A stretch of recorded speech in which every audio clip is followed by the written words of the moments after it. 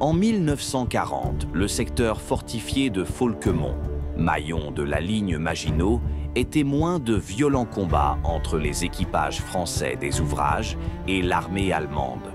Pour ce week-end, je vous emmène à un rassemblement exceptionnel de blindés et véhicules militaires français des années 1930.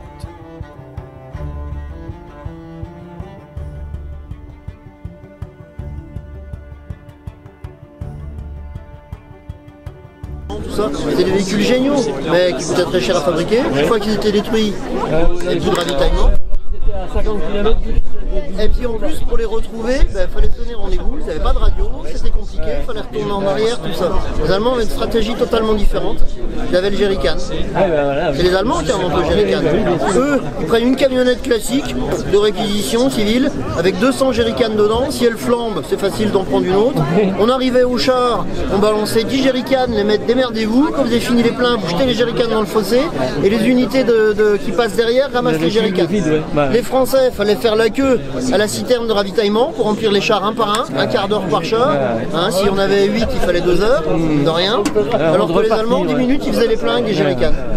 C'est une autre logique. Totalement. Ouais. Ça a été repris après par les Américains. Les Américains ont continué dans la même optique. Alors que nous a sauté une chenillette de ravitaillement en char, on était coincés. Il y avait 10 chars qui avaient plus de ravitaillement. Sous-estime toujours la logistique. Énormément de chars qui ont été perdus comme ça. Et les équipages, je le disais, les obus étaient livrés en caisse de 80, il fallait 4 bonhommes pour les porter. Les chargeurs, c'était des chargeurs de rebelles ronds. Il y avait 50 cartouches dedans, il fallait les remplir une par une à la main. Et si on avait une de travers, l'arme s'enrayait. Ça arrivait en caisse de 200, emballé en paquet de 6, il fallait déballer les paquets. Ils le disent à l'époque, c'était la logistique. On va pas refaire l'histoire, mais c'était comme ça. Une copie avec une mécanique moderne, c'est beaucoup dire, mais des années 50, démarreur électrique, etc. Comme ça, il est fiable. Voilà, il est plus facile à utiliser. Surtout, il est réparable. Les pièces, c'est de la pièce moderne. Et les chenilles Renault, les fournit. C'est de la chenille tracteur agricole John Deere. Des années presque aussi vieux. C'est les trucs du plan Marshall, c'est des années 40-50. C'est pas un original. Et il y a encore des originaux qui roulent par le haut. En France, il y en a 3. Il y en a 2 à Saumur. Et encore, je ne suis pas sûr que le deuxième de Saumur roule encore. Et un à la fondation Berlier. Ah oui, et vous êtes parti d'une carcasse ou vous avez de rien. De rien. De rien, d'une idée. Une idée un peu folle. Oui, mais toujours. Hein. C'est le deuxième qu'on fabrique en fait. Ah bon? Et d'ailleurs, le premier il est en carton. Non, écoutez, son numéro de série, c'est a priori le dernier numéro connu fabrication Renault, plus 2. Parce que le premier qu'on a fait, il est à Rotonde, dans la clairière de l'Armistice. Il y a presque 20 ans de ça maintenant, on a eu l'idée donc de faire un char comme ça. Mais c'était une silhouette, il n'était pas motorisé. Il n'était pas motorisé. Il était prévu pour être motorisé. D'accord. Ouais. C'est le premier qu'on a commencé. Le brouillon. Puis donc on cherchait à trouver un peu d'argent, donc on avait fait un peu de pub.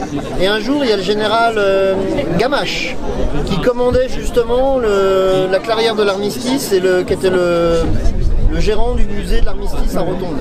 Il entend parler du projet, il demande à visiter le projet. Il dit oui, ça tombe bien, on cherche de l'argent, du financement.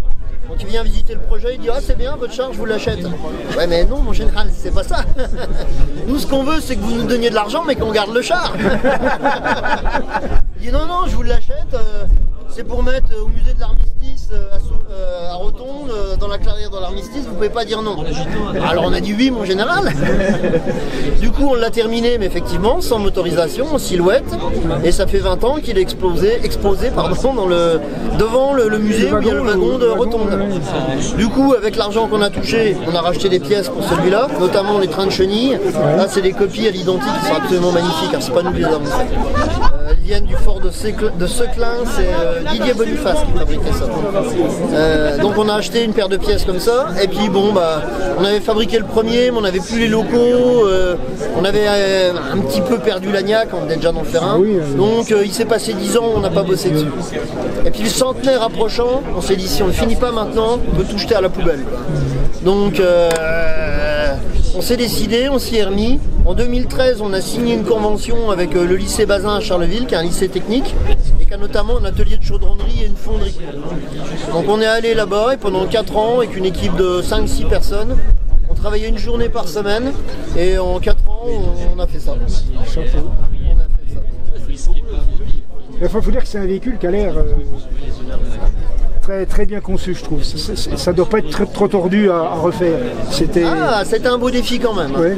Qu'est-ce qui est compliqué, par exemple, à part les pièces de fonderie? La grande difficulté, c'est qu'il est tout petit. Donc pour réussir à faire tenir le moteur et toute la mécanique dedans, en restant dans le volume de la coque, on a un tout petit peu triché, il fait quelques centimètres de plus en hauteur, parce que sinon le moteur il passait pas. Respecter les dimensions du char. Sur un gros char, c'est facile d'intégrer une mécanique. J'ai un ami qui a fait un Saint-Chamond, il y a de la place partout. Nous, il n'y a pas de place, tout est calculé. Là, vous avez la chenille, une chaîne extérieure de transmission, une chaîne intérieure. De l'autre côté, il y a même 2 chaînes parce que la boîte est décalée, plus toutes les commandes de boîte, plus faire tenir tout ça dedans, c'est un... Et là, vous avez refait à l'identique ou vous avez arrangé des concepts plus modernes? Alors, à l'intérieur, on a adapté des concepts. Parce qu'à l'intérieur, par exemple, c'est normalement la transmission, c'est un réducteur et un réducteur extérieur. Fabriquer un réducteur avec un carter étanche, etc., c'est trop compliqué. Donc, on a mis les chaînes. Et effectivement, c'est plus simple comme solution à mettre en œuvre. C'est plus simple à réparer. Mais ça marche comme un vrai. Ça marche comme un vrai, de la même manière. Vous avez utilisé la tôle d'Alfred Musavita qui est déjà vécu quand même. On a choisi de la vieille tôle pour avoir un aspect. Oui. On a voulu éviter l'aspect neuf. La White par exemple, elle est magnifique, elle est flambant neuve. On voulait une tôle qui a un peu de relief. Effectivement, on a traqué toutes les vieilles tôles qui traînaient. Un peu comme le conducteur, quoi. Ah, vous êtes dur. Non, admiratif. Vous avez parlé du ventilateur, là, c'est un entraînement mécanique, c'est pas électrique. Alors, oui, normalement, c'est un entraînement avec une courroie en cuir sur le moteur. Et d'ailleurs, les anciens, ils accrochaient un chiffon sur la grille de ventilateur. Parce que s'ils voyaient plus le chiffon qui volait au vent, ça voulait dire que la courroie était cassée. Et là, c'était pas bon parce que quand le moteur chauffait, le jet de vapeur était évacué dans la tourelle. Ah, ça faisait chaud les fesses. Donc, ils surveillaient le chiffon sur le ventilateur. Ouais. Le véhicule à côté, là, c'est vous qui l'avez construit aussi? Oui, alors c'est un moteur, un châssis original, mais il l'a entièrement reconstruit. Il faut savoir que celle-là, c'est la Solomon, il n'y en a plus. Il n'y en a plus. Vous n'avez pas été très utilisable sur le plan de... Il y en a eu moins, je vous disais, les FT c'est 4000, les White c'est à peu près 250. Sur la route, oui, mais pas dans les champs. Ah, c'est un châssis 4 roues motrices. Après, c'est les 4 roues motrices de l'époque, hein. C'est pas des pneus basse pression, tout ça. On va dire que c'est pour du mauvais chemin. Ouais, voilà. Il faut rester sur l'empirique. Mais il faut savoir que cette mitrailleuse-là, ce qu'elle a d'intéressant, c'est qu'il y a 2 postes de conduite. Un devant, un derrière. Et un inverseur, elle peut rouler aussi vite en marche avant qu'en marche arrière. C'est l'ancêtre des volants. C'est ça, c'est le même concept. Il y a un inverseur à l'arrière et... 2 hommes en tourelle pour servir l'armement, un pilote devant, un inverseur à l'arrière. Ouais. Moi, ce qui était étonnant, c'est que ces automitrailleuses avaient des tourelles de place. C'est le concept de la cavalerie. Le problème de la tourelle de place, c'est que ça oblige à avoir une plus grosse tourelle. Et si vous voulez un blindage épais, c'est beaucoup plus lourd. Là, l'automitrailleuse de blindage est très fin. C'est pas vraiment un véhicule de combat, c'est un véhicule de reconnaissance. Donc c'est fait pour aller jusqu'au contact de l'ennemi, tirer une paire de coups de canon et se replier. Voire même ne pas tirer une paire de coups de canon, l'armement c'est pour la défensive. Mais c'est pas un véhicule d'attaque. Donc le blindage est oui, même moins de 10 mm, je crois que c'est 6-8 suivant les endroits. Donc ça autorise une tourelle relativement volumineuse, alors que sur un char où la tourelle en principe est blindée à 20 mm, bah, si vous mettez 2 places c'est beaucoup plus gros. Aujourd'hui, on dit que c'est un gros handicap. Ah ouais, c'était un gros handicap, alors un peu moins en 18 qu'en 40, mais les chars plus récents en 40 ont le même problème. Un seul homme qui doit tout à la fois donc, être le chef de char, donc diriger le pilote, lui donner les instructions, à gauche, à droite, en avant, en arrière, etc. Servir l'arme, là encore on n'a qu'un canon. Pour le char de 40, vous avez un canon plus une mitrailleuse. Approvisionner les munitions, viser, tirer, éventuellement dépanner quand ça s'enraye, etc.